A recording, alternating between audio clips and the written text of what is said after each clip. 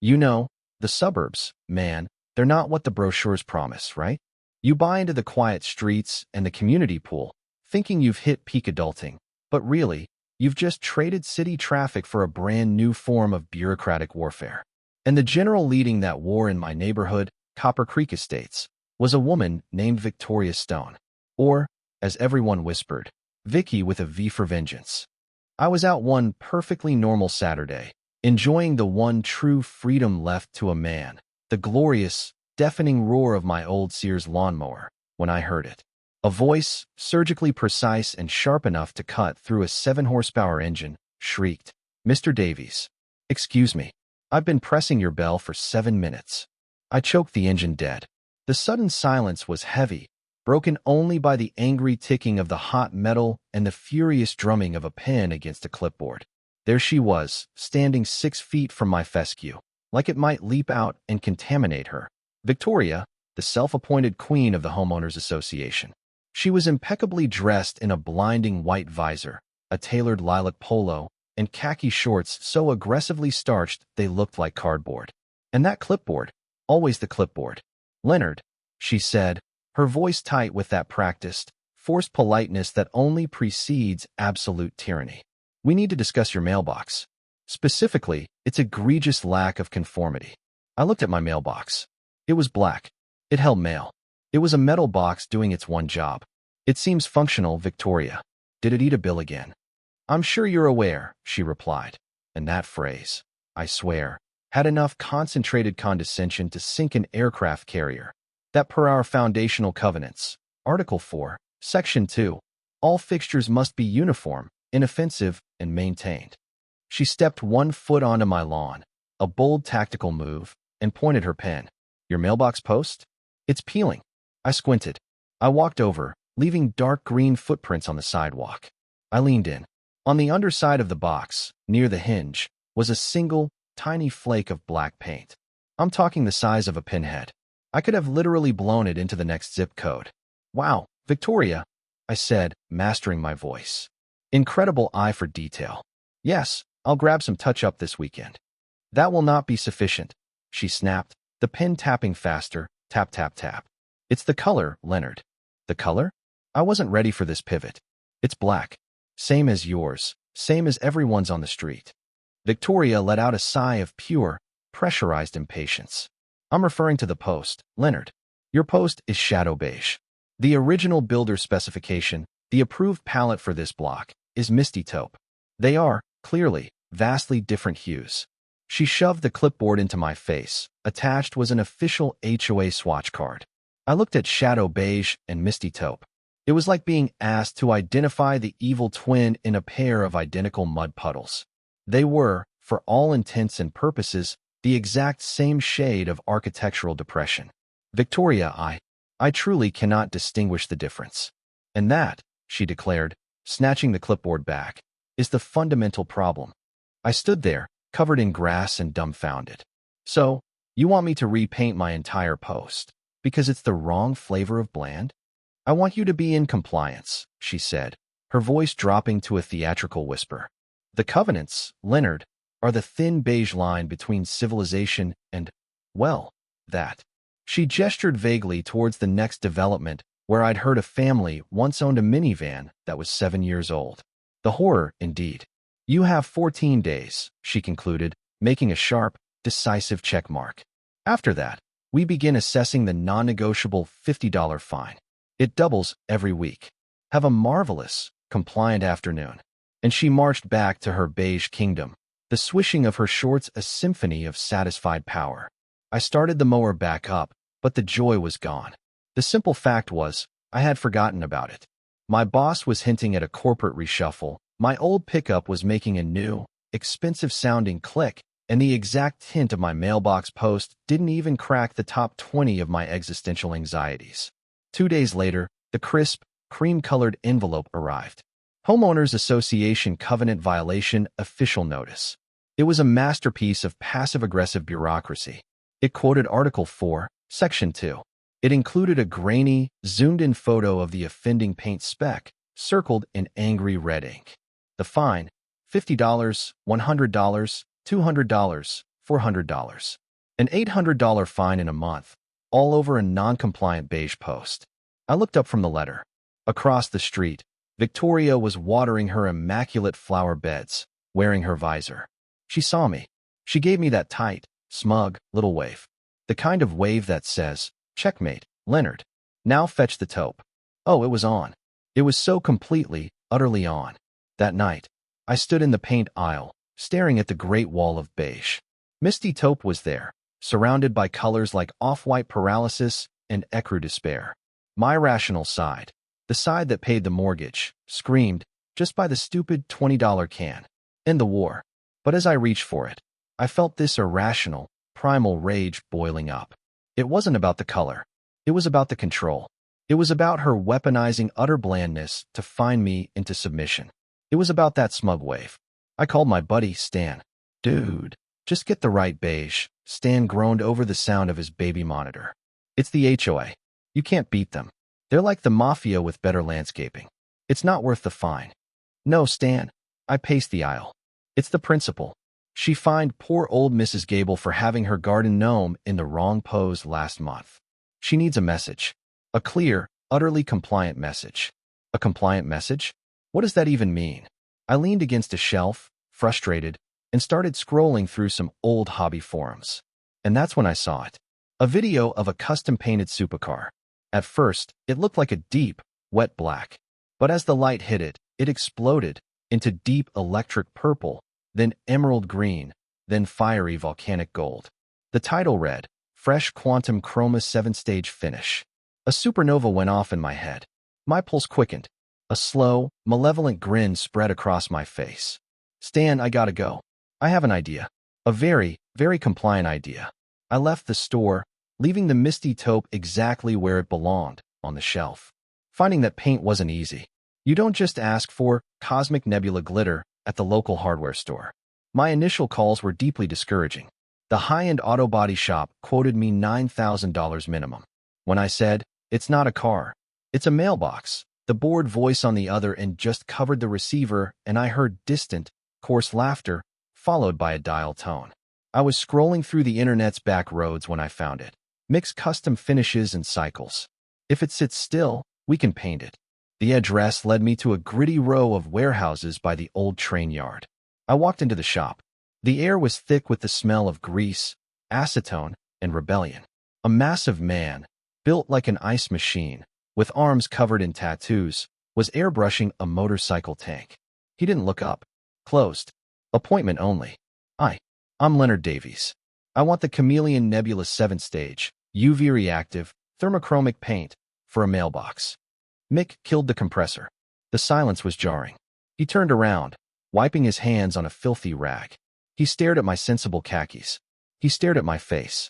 After what felt like an eternity, his gravelly face broke into a slow, massive grin. "You're sticking it to an HOA, aren't you?" Relief washed over me. The president, a woman named Victoria Stone. Mick's grin vanished. His eyes narrowed. "Stone, short blonde hair, drives a white SUV, got one of those proud parent stickers even though her kid's 30. My jaw dropped. You know her?" "Know her?" Mick boomed, tossing his rag onto a workbench. "That woman tried to get my shop cited for noise pollution and improper chemical disbursement last year. I'm in a commercial zone. She lives 3 miles away. She's been on a crusade against me for 6 months." He pointed a thick, greasy finger at my chest. "You? I like you. I'm going to make this mailbox a masterpiece. I'll give you this screw Victoria rate. It's still going to cost you, but it'll be worth it." He showed me a sample plate. It looked dark blue. "Take it outside." I stepped into the sunlight. The plate exploded. It was alive, a swirling galaxy of cyan, purple, gold, and magenta. "Whoa," I breathed. "It's automotive grade," Mick confirmed. 7 layers. It'll outlast your house. And, he added with a wicked smile, it's heat reactive. Hit it with cold water. It'll turn a uniform, shocking azure. "It's perfect," I said, unable to hide my excitement. "And we're not doing it here," Mick decided. "This kind of art needs to be seen. We're doing it on site. Maximum effect." The on-site installation was scheduled for Thursday afternoon, one day before the deadline, right when the school buses rolled through, for maximum witnesses. At 3 p.m. on the dot, Mick's massive, matte black work truck, towing a compressor that sounded like a jet engine, rumbled down my quiet, beige street. Mick and his apprentice, a lanky kid Mick just called Zip, hopped out and started unloading. Mrs. Gable, the gnome connoisseur, was suddenly out weeding her flower bed. David, my next-door neighbor, emerged from his garage pretending to look for a socket wrench. And then, like a villain sensing a disturbance in the beige force, Victoria appeared. "What is the meaning of this, Mr. Davies?" she demanded, clipboard already deployed. Mick and Zip were erecting a large, black pop-up canopy around my mailbox, tinting it off like a toxic spill. "This is an unapproved industrial activity." I was sitting on my porch, sipping iced tea. "Just fixing the violation, Victoria," I called out cheerfully. "Complying with the covenant. Don't want any of those fines." The compressor roared to life, drowning her out. Mick popped his head out, wearing a full-face respirator. "Ma'am," he yelled over the noise. "For your own safety, stand back 20 feet. We're dealing with advanced polymers and highly volatile catalytic solvents." Zip inside gave her a solemn rock-on gesture. Victoria's face turned crimson. She hated being told what to do, but she was also a massive hypochondriac. She retreated to her lawn, fuming, but she didn't leave. She stood there, arms crossed, watching the black tint vibrate for 2 hours. Finally, the compressor died. Mick emerged, pulling off his mask, beaming. "She's done." "What is it? What color did you use?" Victoria demanded across the street. "It's a custom blend, ma'am," Mick yelled back, fully compliant with all local, state, and federal regulations. He winked at me. "Now what?" I asked quietly. "Now we let the mailman do the honors." Mick grinned. "It's just better that way." And with a final booming, "Enjoy the show," they rumbled away. I waited. 4:20 p.m. 4:30 p.m. At 4:32 p.m., I saw it. The familiar white LLV of the U.S. Postal Service turning the corner. My heart hammered. The mailman, a guy named Kevin, pulled up and looked at the black tent. "Quarantine. Remodeling," I said, and with a dramatic flourish, I yanked the tent off the post and threw it onto the lawn. At first, it was underwhelming. The mailbox was in the shadow of my house, just a deep, glossy, wet-looking black. Kevin shrugged, stuffed the mail in, and started to pull away. And that's when the sun hit it. As Kevin's truck pulled forward, changing my angle, the late afternoon sun cleared my roofline and struck the post. It wasn't a color shift. It was a fusion bomb of light. The post, which had been black, instantly flashed a brilliant electric cyan. As Kevin continued to move, the cyan melted into a deep royal purple, which then bled into an emerald green. Kevin slammed on his brakes. The truck lurched. I heard a thud inside. "What? In the name of?" he whispered. I walked around. As I moved, the colors swirled like a liquid nebula. A passing car's headlights caught it, flashing a bright volcanic orange. Across the street, I heard a sharp, distinct crash of ceramic shattering on concrete.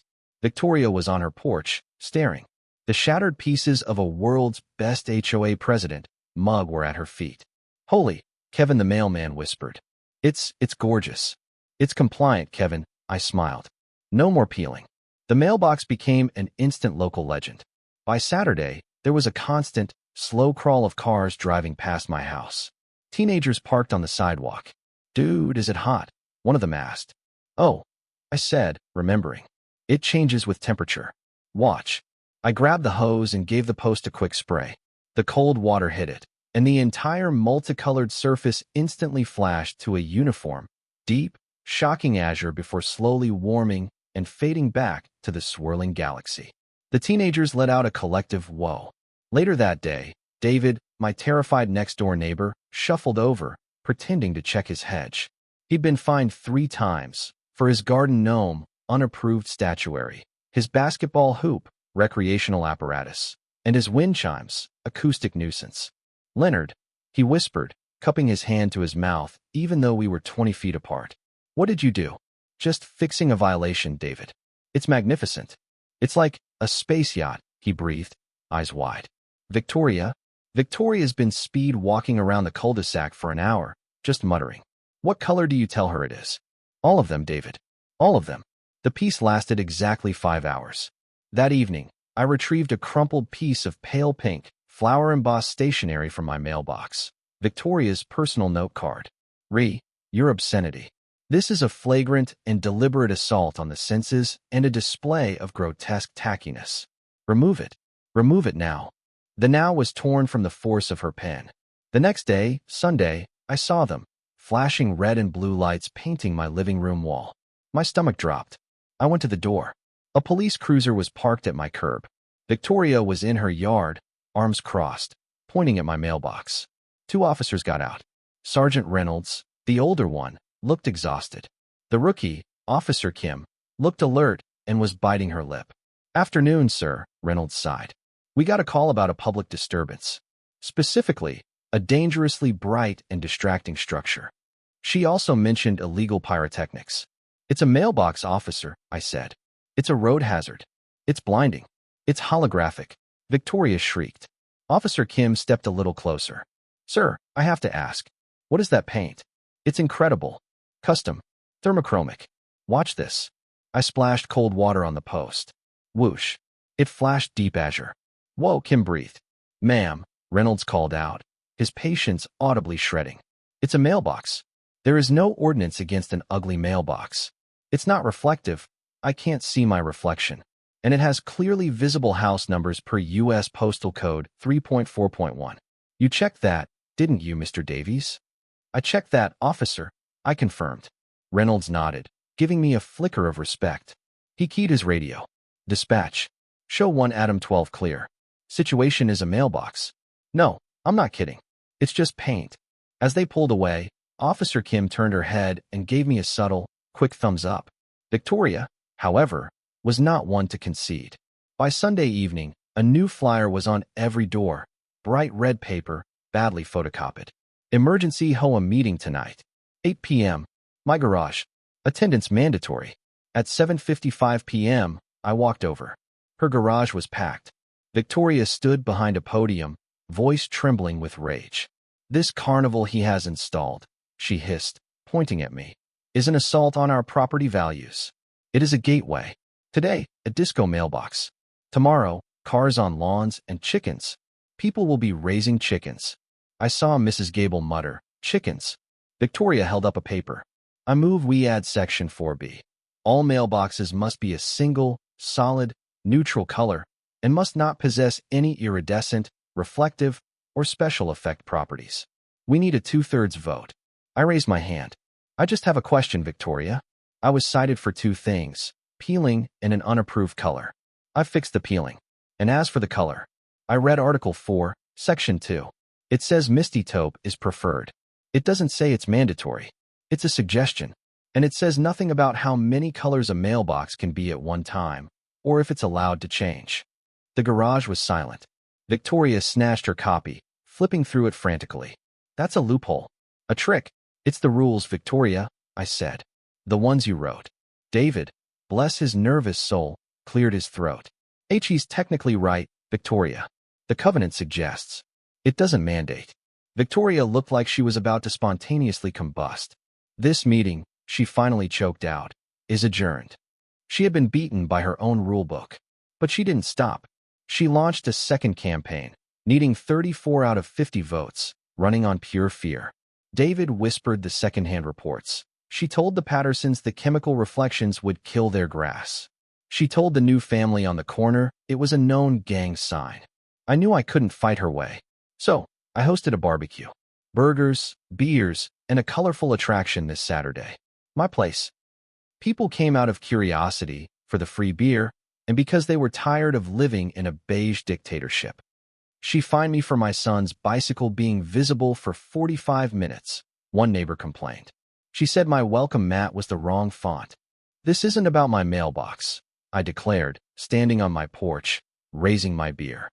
"This is about misty taupe versus every other color in existence.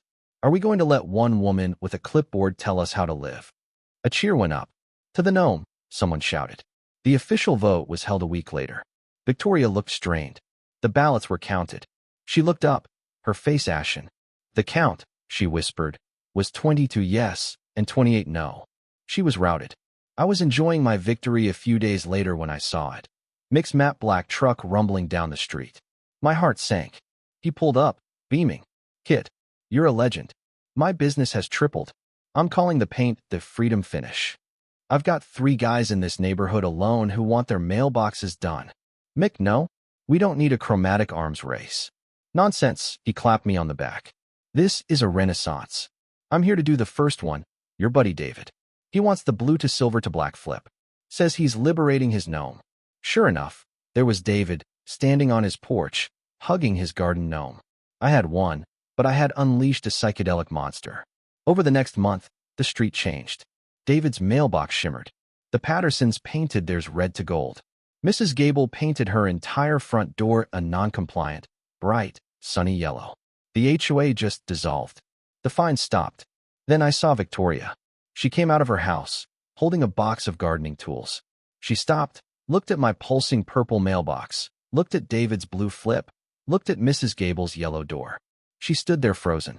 Then, wordlessly, she walked to her own perfectly misty taupe mailbox, yanked the HOA president plaque off the post, tossed it into the box, and went inside. The next day, a for sale sign went up on her lawn. I was sitting on my porch when Kevin the mailman pulled up, wearing dark aviator sunglasses. "You guys," he laughed, shielding his eyes. "You're going to make me wear a welding mask just to do my route. I'm delivering mail to a rainbow." I leaned back. "It's just a mailbox, Kevin." I watched as the morning sun hit my creation, sending a glorious, defiant, and perfectly compliant flash of emerald green right onto the center of Victoria's Stone's for sale sign. I smiled. So, that's the story of how I won the war against the thin beige line. But it makes you think, doesn't it? When does maintaining standards just become abusing power? And was I right to fight pettiness with such elaborate, beautiful pettiness? Or did I just turn my street into a slightly more colorful form of chaos? Let me know what you think in the comments. Who was the true villain here? And have you ever had to fight for your right to paint your house, park your boat, or even display your garden gnome? Hit that like button and subscribe if you think David's gnome deserves his freedom.